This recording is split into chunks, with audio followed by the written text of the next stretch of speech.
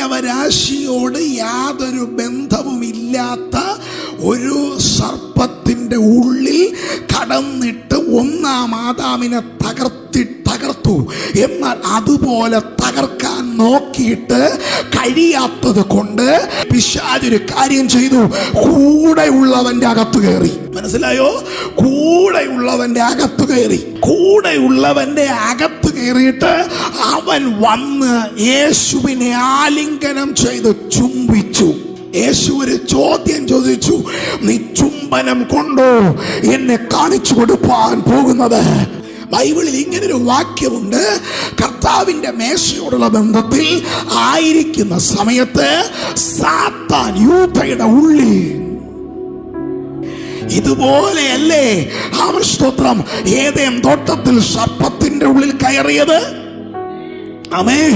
എന്നാൽ ഇവിടെ കൂടെ ഇരുന്നവന്റെ ഉള്ളിൽ സാത്താൻ കയറി യേശുവിനെ ഇതാ കാണിച്ചു കൊടുത്തു.